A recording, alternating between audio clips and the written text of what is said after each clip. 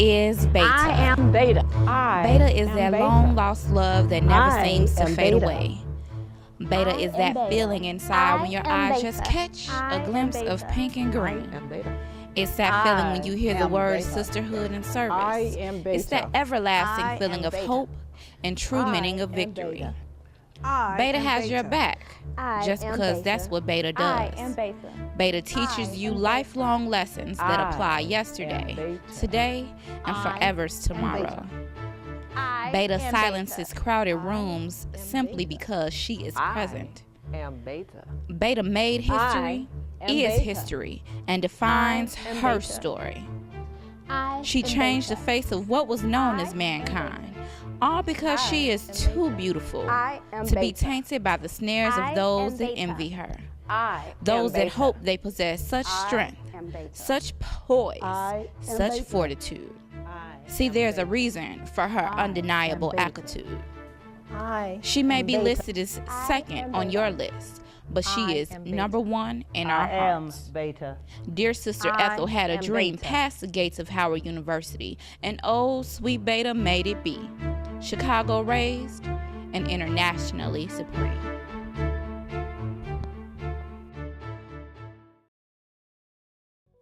The vision of Ethel Hedgeman Lyle led to the founding of Alpha Kappa Alpha sorority at Howard University in January of 1908.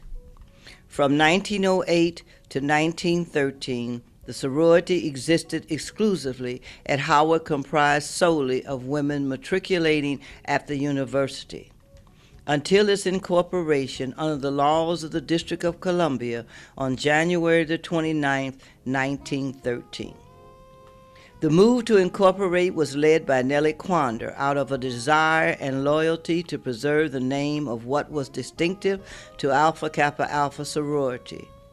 In accordance with the provision of the incorporation, Nellie Quander was elected the first Supreme Bacheloress. One of her first actions was to contact founder Beulah Elizabeth Burke to help with her plan for development beyond the walls of Howard University. Founder Burke agreed to help and became the sorority's first national organizer. In a segregated environment, poisoned with racial and gender discrimination, Beulah Elizabeth Burke moved swiftly in fulfillment of her promise and chartered Beta Chapter on October the 8th, 1913, as the second chapter of the sorority and the first chapter established under the laws of incorporation. 5 young female scholars attending the University of Chicago were selected to become charter members of Beta Chapter. They were Virginia Gaines, Geraldine Hodges, Beatrice Lee, Bertha Mosley, and Eva Overton.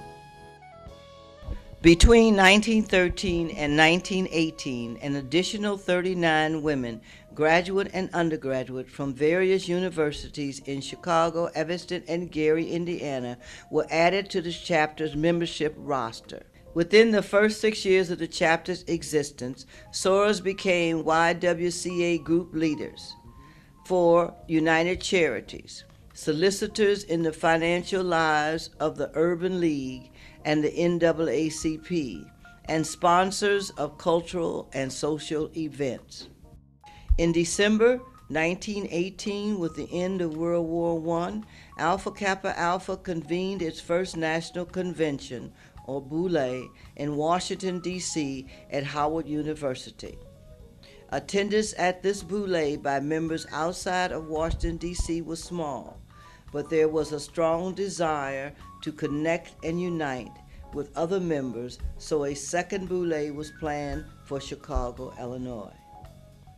Chicago, Illinois, with Beta Chapter as hostesses, was the obvious choice, since Beta Chapter was the second chapter chartered, and nowhere else in the sorority was the growth of AKA more significant, nor the achievements of its members more apparent than with Beta Chapter.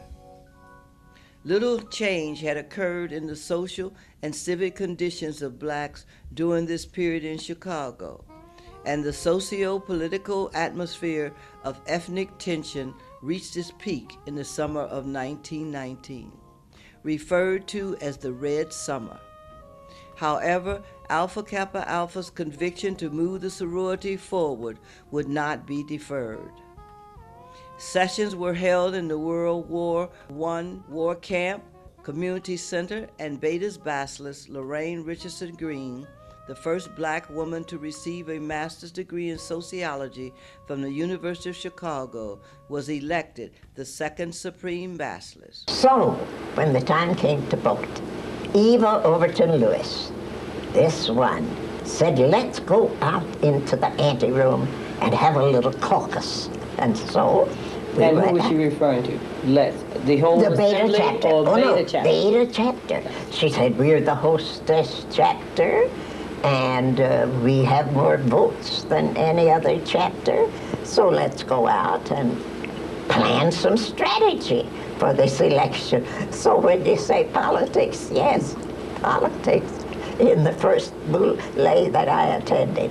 So we sat down in this anteroom, and Eva stood up and said, as I look around this room, there is only one soror who has a master's degree.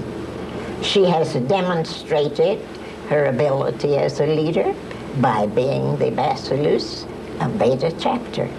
So I nominate her for Supreme Basilisk. Who could say anything? So we went back to the boule. She got up and nominated me. Nobody said anything. And I was elected unanimously, practically by acclamation. She presided over 4 boules from 1920 to 1923. Then, on November 3, 1922, Lorraine Richardson Green chartered the first graduate chapter in Chicago and the 8th graduate chapter of the sorority.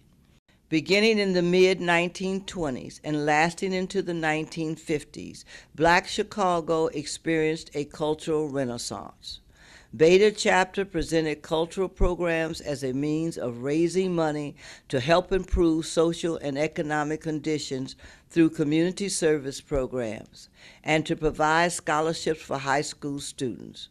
Beta chapter again dared to be first by breaking barriers and believing that there were no boundaries. Well, when I hear about the things that they're doing, even worldwide, it makes me very proud to hear that a group of women are taking on responsibilities, that heavy responsibility, and really seeing it through, and bringing, they're organizing so that the younger girls and women want to follow what they're doing. So they're creating a legacy that would last through the generations and perhaps encourage other young people to do more and show them what needs to be done and get them started in some way so they can actually feel proud of what they're doing.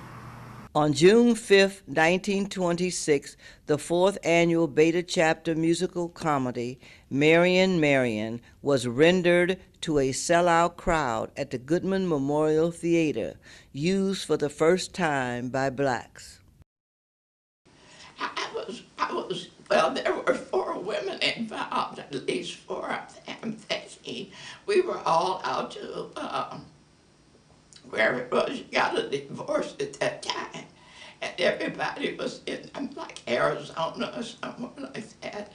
Everybody in the play had come there for different reasons to get a divorce. So there were these 4 leading women in the play. I was one, but I wasn't the real star. And we rehearsed probably at somebody's house. I don't even recall. But anyhow, it was our first and only fundraiser. On November 18, 1929, Beta worked with Theta Omega to bring Marian Anderson for the first time to a Chicago audience in a recital at Orchestra Hall, and in 1933 presented the first Negro ballet ever danced, Sojourn in Mars, at the Artists' Ball held at the Stevens Hotel. Beta chapter, along with Theta Omega chapter, achieved the status as hostess with the mostest, as they were affectionately dubbed when they co-hosted with Theta Omega the Alpha Kappa Alpha Silver Anniversary Boule in 1933 and the First Central Regional Conference held in Chicago in 1929.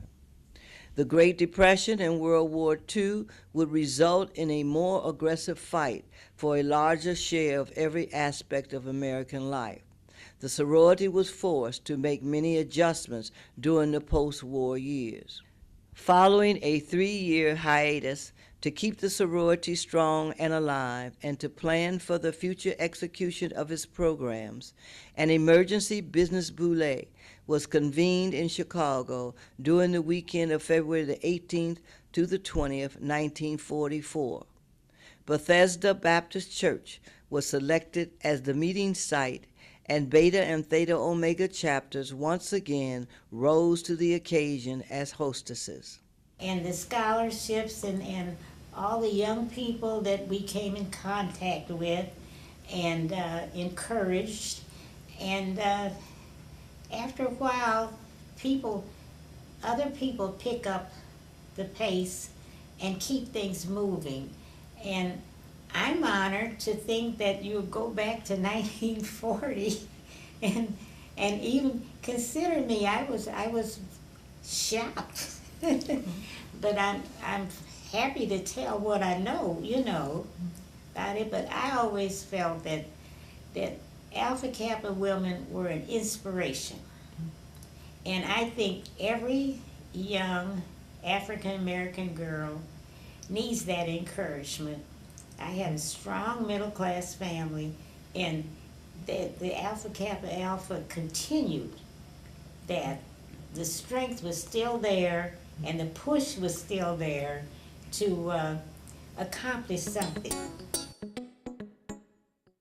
Throughout the decades of the 60s and 70s, Beta chapter members continued their involvement in community building by creating progressive programs such as health forums, vocational guidance, job training, reading enrichment, education, and volunteer support of the Cleveland Job Corps, DuSable Museum, Providence Hospital, and the NAACP. The Boule would return to Chicago in 1961, and Beta and Theta Omega chapters, Chicago style, would provide opportunities for the attendees to visit the National Office Building and tour some of the businesses owned by blacks. Loanne Julia Honesty would be elected to the National Nominating Committee, and Alana Kathleen Moss would become the first recipient of the sorority's foreign travel grant from Central Region in 1968. Beta initiate Barbara Spears received the first AKA National Scholarship at the 1952 Boule. Nan Arrington was elected second Supreme Anti-Bacillus, second Vice President in 1958. Lolita and I, we were the only two that didn't attend Chicago Teachers College. That's where the chapter was. We attended DePaul University, which was on the far north side. Chicago Teachers College was the far south. So we had to commute. And we just always felt as though we just weren't as important as the other girls. So what we compensated by studying all those rules and everything about the sorority. And whenever we took a test, Lolita and I always got the highest grades. We compensated that way. It's not that they thought we were cute or something, but and I had just made the Olympic team, so I had to go very slowly, because I didn't want them to think I was trying to be something that I wasn't. Beta chapter's legacy is rich with collective efforts of many working and striving together in the accomplishment of great deeds. Throughout the 80s and 90s, Beta Chapter provided after-school mentoring programs, celebrated Black History Week, and adopted an African village, participated in voter registration activities, Red Cross blood drives, Salvation Army tag days, food bank donations, and visits to nursing homes. The sorority, and particularly Beta, has always been really good about putting on social events for the public in order to educate the public. And I think it's just a matter of continuing that. But like you said, we need to be more proactive about using social media to get the message out. It's a very technological age, and getting the message out is actually a lot easier than it was when I was pledging. I mean, you have Facebook, you've got LinkedIn, you've got Twitter, you've got Tumblr. There's a wide range of social media out there. There are blogs. These are all great avenues to really get the message out about Beta Chapter, what Beta Chapter has to offer to the community, getting other young women involved to continue the work that the sorority wants to do in the community. So that it's a great vehicle. There are great tools out there to really not only make the public aware of these issues, to educate the public about these issues, but also let them know when there are events that are going on that they can have access to these events in the community. To be a woman of Alpha Kappa Alpha today, I think is important, and it still holds a lot of weight, especially in a time where we're so concerned about who we are as women and who we are as African American women and our place in the world. At no other time have sorors had the opportunity to do some of the things that we're doing today, being doctors, lawyers, being amazing educators, being authors, being writers, being it's this amazing time where we can still show ourselves to be the first and the finest. And I think part of being an Alpha Kappa Alpha woman is blazing that trail and being a part of something bigger than yourself. As the 20th century neared the finish line and the 21st century was launched, Beta Chapter remained focused on problems still facing Black people around the world. The chapter sponsored educational and social activities on various college campuses throughout the city to draw attention to these problems. The chapter again jointly hosted the Central Regional Conference in 1997, and fittingly, the membership would return to Sweet Home Chicago in 1998 to close out the century with the 58th Boule. In 2001, the chapter presented political activist Sister Souljah, celebrated its 90th anniversary in 2003, collected donations and contributions to the Hurricane Katrina Disaster Relief Fund, organized and participated in Get Out the Vote and voter registration activities, celebrated Alpha Kappa Alpha centennial year and the election of the first Black president of the United States. Beta is proud of the chapter's history of service, its contributions to the Chicago and international community, its members who have gone on to serve the sorority as national officers and have chaired national international committees, and the chapter's role in making the world outside remember, cherish, and appreciate the ideals for which Alpha Kappa Alpha stands.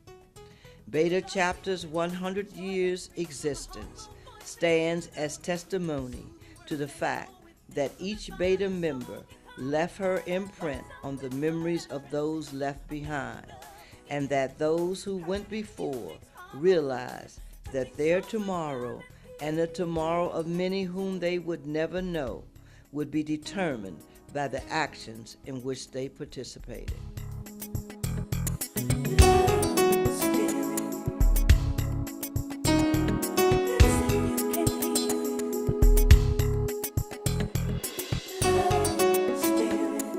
We are Beta women, 1970. 60